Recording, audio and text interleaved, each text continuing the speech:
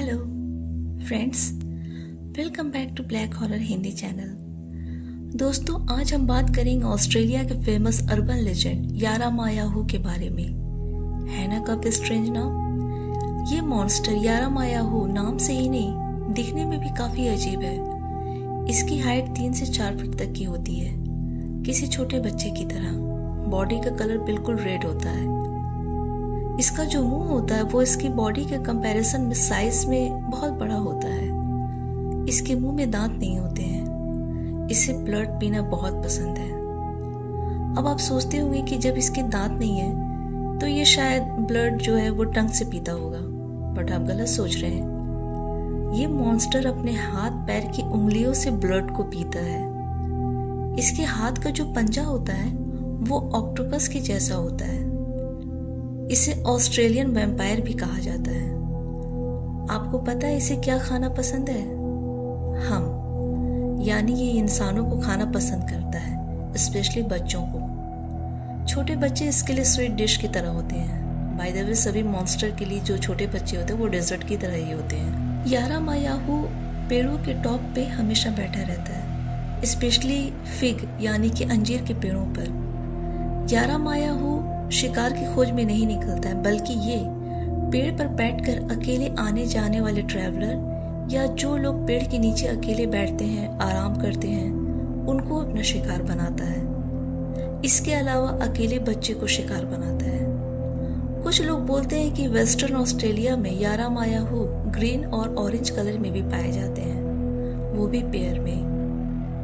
पेड़ के साथ साथ वो लोग किसी पहाड़ की ऊंचाई पर बैठते हैं, मतलब उन्हें कोई भी ऊंचा जगह चाहिए बैठने के लिए। ऑस्ट्रेलिया के जो नेटिव लोग थे वो बच्चों को डराने के लिए यारा मायाहू की स्टोरीज को बहुत सुनाते थे, ताकि बच्चे पेरेंट्स की बात माने और वो अकेले बाहर ना जाए। यारा मायाहू के बारे में आगे जो आपको बताने वाली हूँ वो आपको और हैरान करेगा। यारा मायाहू वो पेड़ पर बैठा रहता है और इसको जैसे परफेक्ट मोमेंट मिलता है, ये तुरंत पेड़ के ऊपर से डायरेक्ट उस इंसान पर जंप करके उसके ब्लड को पीना शुरू कर देता है। ये विक्टिम्स को संभलने का बिल्कुल भी मौका नहीं देता है। जब वो इंसान बेहोश होने लगता है या मरने वाले सिचुएशन में आ जाता है, तब ये यारा मायाहू अपने मुंह को किसी सांप की तरह बड़ा करता है और उस इंसान को निगलना शुरू करता है। आप समझ रहे ना, उसे निगलना शुरू करता है। ये सबसे पहले उस इंसान के सिर को निगलता है, फिर उसके पूरे बॉडी को। आप बिलीव नहीं करोगे, एक छोटे हाइट का मॉन्स्टर एक अच्छे खासे हाइट वाले इंसान को पूरा निगल जाता है, वो भी तब जब वो इंसान अभी जिंदा रहता है, पूरे तरीके से मरा नहीं रहता है। ये इंसान को निगलने के बाद बहुत ज़्यादा पानी पीता है, फिर जाकर के चैन से आराम से सोता है और उस मॉन्स्टर के पेट में वो इंसान उसी तरह जिंदा रहता है। कुछ घंटे के बाद जब यारा मायाहू नींद से जागता है, तब ये जिस इंसान को निगला रहता है उसे वॉमिट करके बाहर निकाल देता है।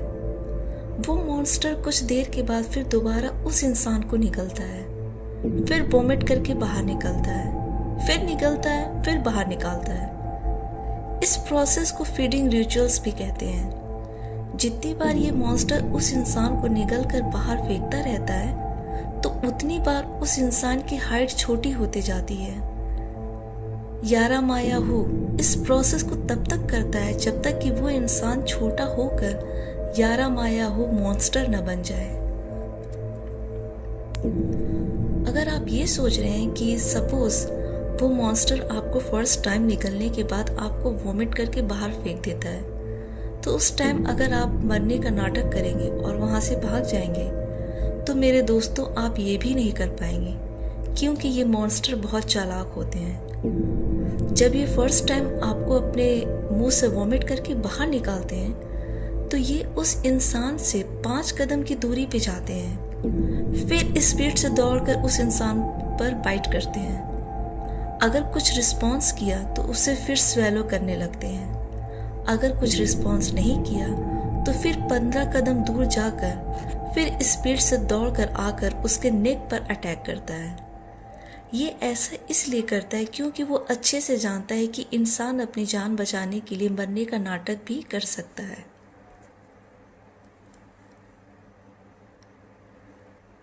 काफ़ी सर्च करने के बाद इसके इनकाउंटर की 2 स्टोरीज मिली, जो पोस्ट करने वाले ने इसे रियल बताया है।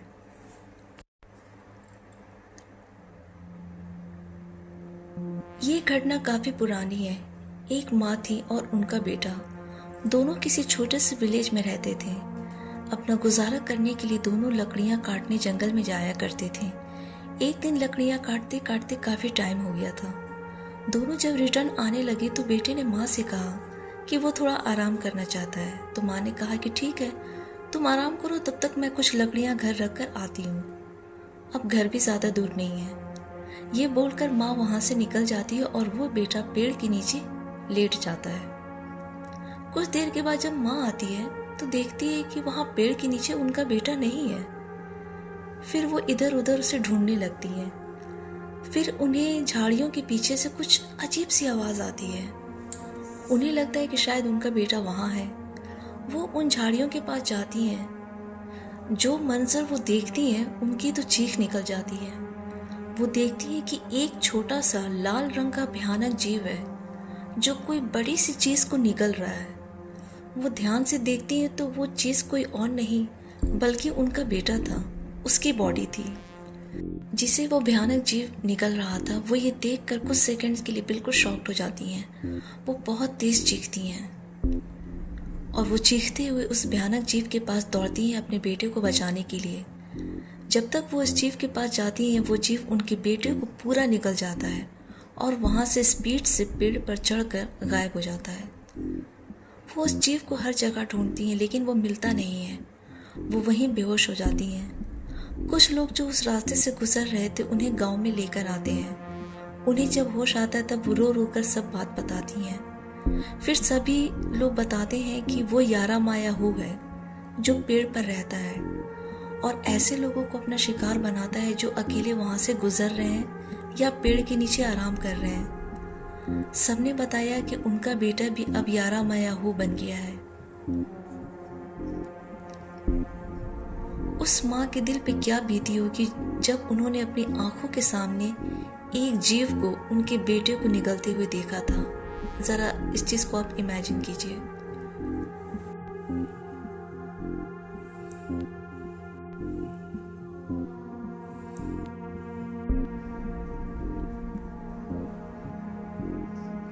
हेलो, मैं ऑस्ट्रेलिया से हूँ। मेरी एज अभी 45 इयर्स की है। ये बात तब की है जब मैं छोटा था और मैं अपने पेरेंट्स के साथ एक छोटे से विलेज में रहता था। उस विलेज में मेरे बहुत सारे फ्रेंड्स थे। हम सब एक साथ खेला करते थे और छुट्टियों में तो दिन भर खेलते थे। जंगल के अंदर भी जाकर खेला करते थे। हमारे पेरेंट्स हमें जंगल में जाने के लिए मना करते थे। एक तो जंगली जानवरों की वजह से, दूसरा यारा मायाहू की वजह से। जंगल के जैसे स्टार्टिंग होता था तो एक जगह बहुत सारे अंजीर के पेड़ थे। हमारे पेरेंट्स स्पेशली उन पेड़ों के पास जाने से मना करते थे। वो लोग बताते थे कि वहाँ यारा मायाहू जो रहता है वो छोटे बच्चे को खा जाता है और हम गलती से भी ना जाएं, इस बात का सभी बड़े लोग ध्यान रखते थे।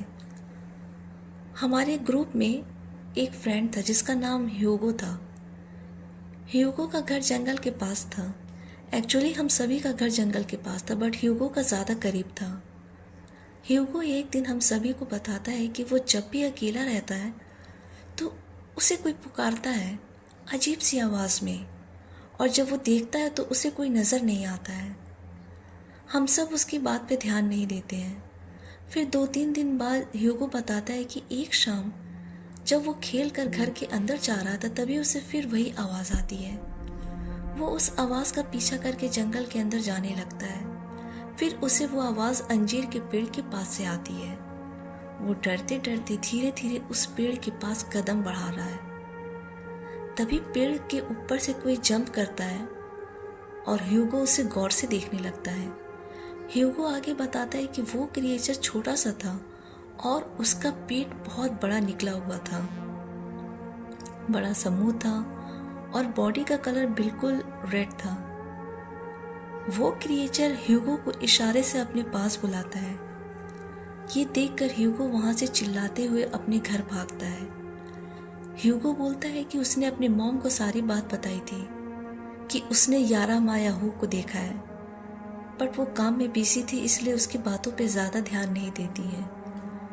ह्यूगो जब सारी बातें हम सबको बता देता है तो हमें भी उसकी बातों पे यकीन नहीं होता है, बट ह्यूगो रोने लगता है। उसे रोता देखकर हम सभी को बुरा लगता है, लेकिन हम सब कर भी क्या सकते थे, हम खुद छोटे बच्चे थे। एक शाम की बात है, जंगल के काफ़ी करीब हम सभी बैट बॉल खेल रहे थे। शाम हो रहा था। मुझे और ह्यूगो को छोड़कर सभी अपने घर चले जाते हैं। मैं भी घर जाने वाला था, लेकिन ह्यूगो मुझे रोककर बोलता है कि साथ में और खेलते हैं। फिर हम दोनों खेलने लगते हैं।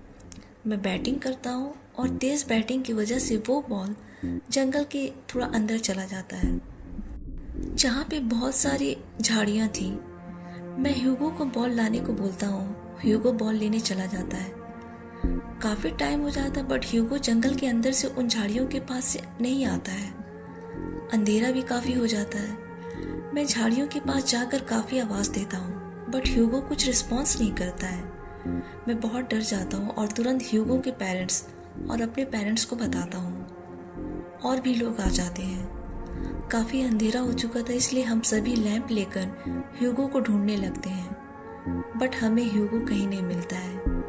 फिर ह्यूगो की मॉम को ह्यूगो की वो अंजीर के पेड़ वाली बात याद आती है। वो सबको बताती है। सब वहाँ जल्दी से जाते हैं, लेकिन ह्यूगो वहाँ भी नहीं था। हमारे गांव के एक अंकल को अंजीर के पेड़ के नीचे ह्यूगो के एक पैर का स्लीपर मिलता है। ये देखकर ह्यूगो के पेरेंट्स उस स्लीपर को हाथ में लेकर रोने लगते हैं। सभी समझ जाते हैं कि ह्यूगो को वो अंजीर पेड़ का मॉन्स्टर यारा मायाहू उठा ले गया है।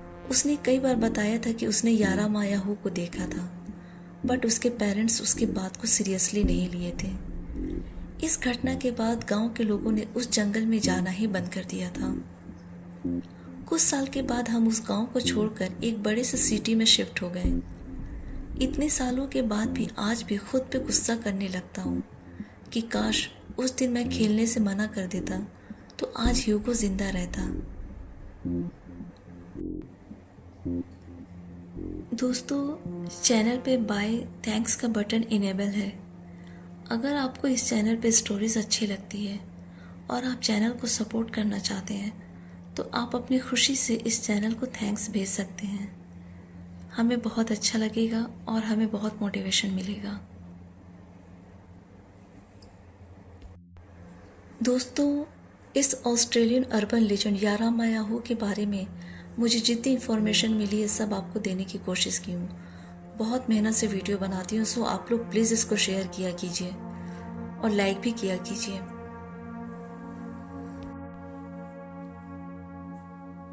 सो दोस्तों, आज की वीडियो और स्टोरीज आपको कैसी लगी हमें कमेंट में ज़रूर बताएं। आपके अच्छे अच्छे कमेंट्स पढ़कर मुझे बहुत मोटिवेशन मिलता है, और प्लीज़ आप लोग वीडियो को लाइक भी कर दिया करें।